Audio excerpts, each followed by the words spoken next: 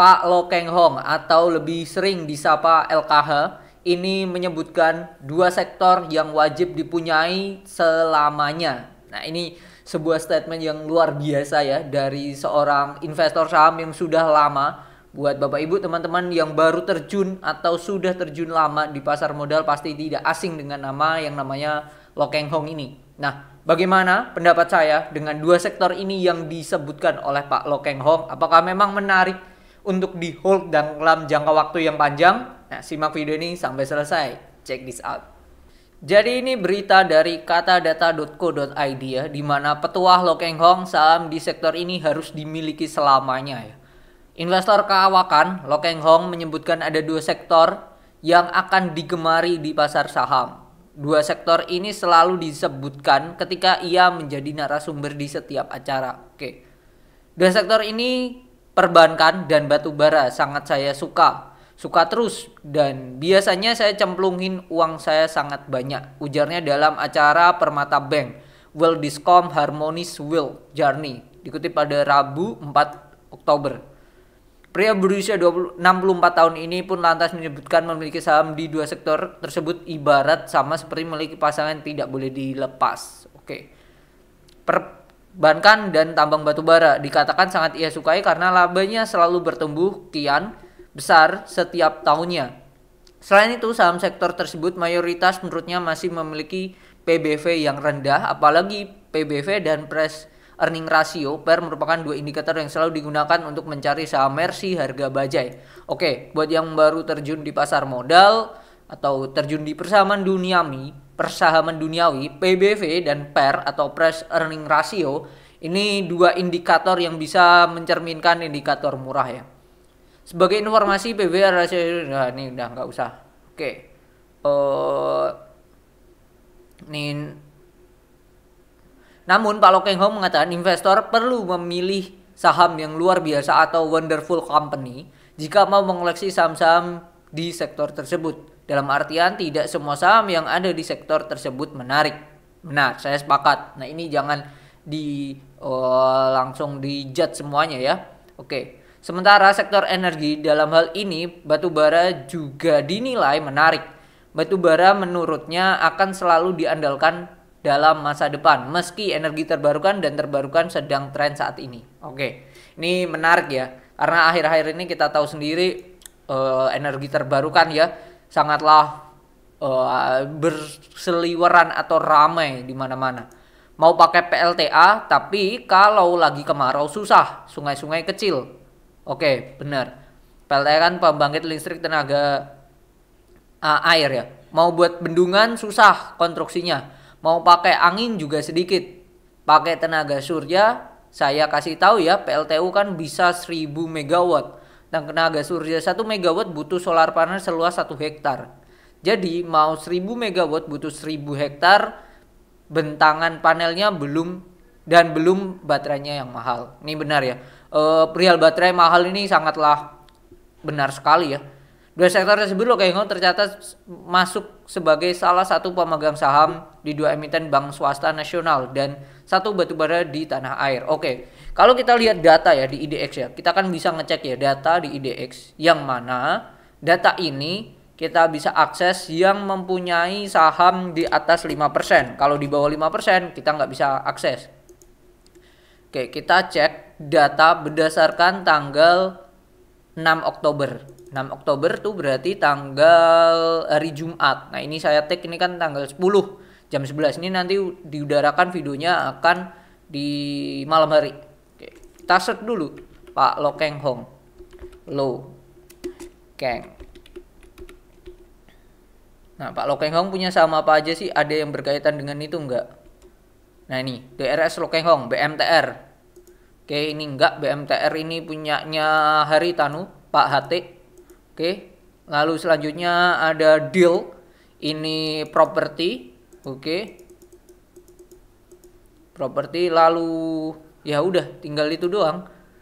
Nah, ini saham-saham yang beliau punyai di atas 5%. Nah, kalau kita lihat ya track recordnya ya, saham yang pernah dimiliki LKH. Nah, beliau punya beberapa saham ya yaitu ada apa namanya Indi, dia punya dulu ya, terus ini ada ABM, terus ini 10 intip 10 daftar saham milik Lo Keng Hong nih, bahkan di 6 Juli 2023 ya.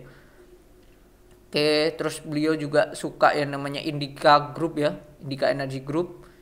Gajah Tunggal kalau nggak salah beliau juga punya. Nah ini Gajah Tunggal, PNLF, DIL, BMTR, Cevin, NISP. Nah ini tercatat memiliki saham-saham di bawah ini. ABMM, Bank Niaga, Indika Energy, Tunas Baru Lampung atau TBLA. Ini CPO ya kalau nggak salah.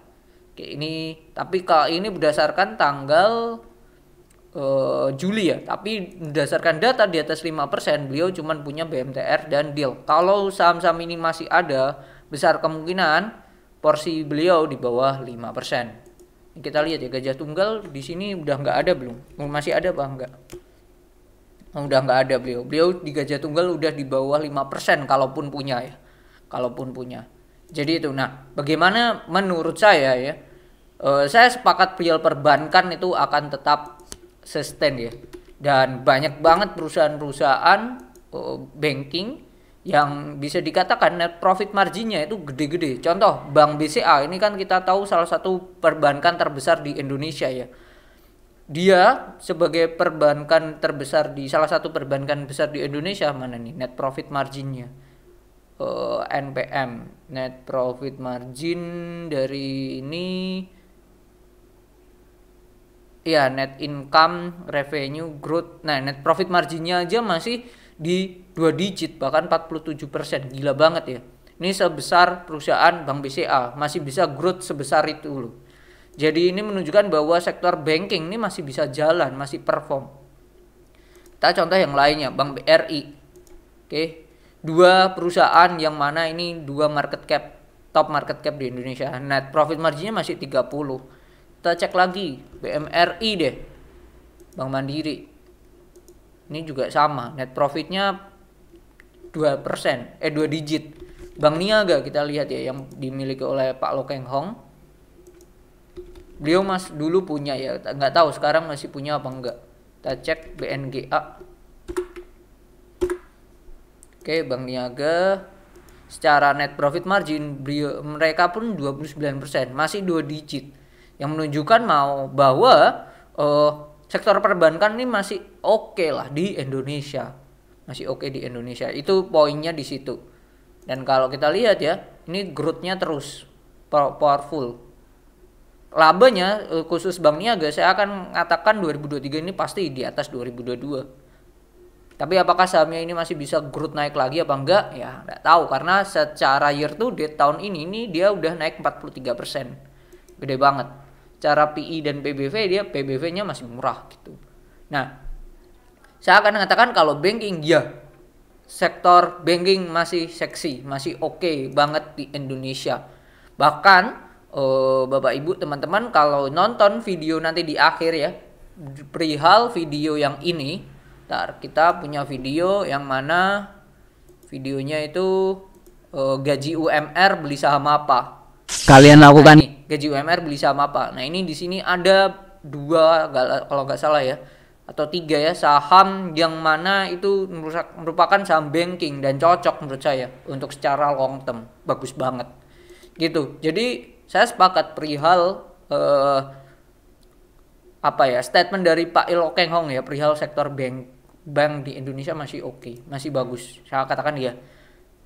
Tetapi, nah ini khusus untuk sektor komoditas ya, komoditas. Siapa sih yang nggak tahu yang namanya ITMG atau Adaro Energy deh. Adaro Energy ini yang dimiliki oleh Pak Sandiaga Uno ya. Memang dia itu kalau growth gila-gilaan memang. Tapi yang perlu kita jadi catatan adalah adro.idx. Mereka itu secara secara harga itu tidak bisa growth kencang seperti banking. Karena apa? Karena ini sektornya sektor musiman ya. Jangan beli di kondisi tinggi, harga mahal. Contoh ini 2011 harganya 2000. Kalau beli terus, wah ini gila banget. Meskipun untuk long term ya, sampai 2020 bahkan. 2017 baru naik lagi itu di 2018. Ya kalau berhasil kuat lagi. Nah ini yang namanya mentalnya ya, mental dari investor kita dipertaruhkan di sini. Mentalnya diuji ya. Kalau beli pas pucuk ini apakah di bulan-bulan selanjutnya masih berani untuk membeli lagi? Nah itu mentalnya harus kuat juga. That's why saya masih mengatakan ya ini faktor jam terbang juga ya. Saya mengatakan kalau untuk khusus sektor batu bara, komoditas khususnya batu bara, saya akan mengatakan kita lihat dulu kondisinya. Kondisi harga dan juga komoditasnya karena itu besar pengaruhnya ya. Kalau kita lihat harga komoditas sekarang ini oil, kalau untuk coal sekarang bisa join grup belajar investasi saham. Bisa dengan bikin akun Mirai deposit 10 juta atau membayar 400.000 untuk selamanya. Gimana caranya? Link ada di deskripsi. Info lebih lanjut bisa hubungi ke DM Instagram kita. Nah ini harga batu bara dunia ya. Kita lihat kalau beli di 2020 saat harga batu bara di sini ya beli aja karena harganya murah banget di 50 per dolar. Tapi kalau kondisi belinya di sini 450-an something harga dunia di sini ini udah tinggi banget. Tinggi banget. Pasti harga-harga sahamnya juga udah naik tinggi di September 2022. Kita lihat ya. Di September 2022. Nah, let's say ini 5 tahun berarti. Berarti kemungkinan ya harganya di atas sini. Oke. Ini harga Adaro ya, September ya di atas di pucuk-pucuk sini di 2000-an. Nah, ini menunjukkan bahwa kita juga harus mengetahui harga komoditasnya seperti apa gitu.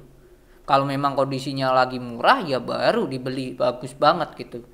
Karena ini sektor siklikal. Jadi memang secara kalau kita lihat ya secara PI pun mereka akan rendah ya PI-nya 5. Tetapi secara PBV dia sudah di harga wajarnya menurut saya khusus untuk sektor batu bara. Jadi ada elemen lain yaitu yang namanya kita harus tahu yang namanya harga komoditasnya. Jadi ini faktor jam terbang dan saya kurang sepakat juga dengan apa yang diomongkan oleh Pak Lokeng Hong perihal batu bara gitu. Kita lihat dulu.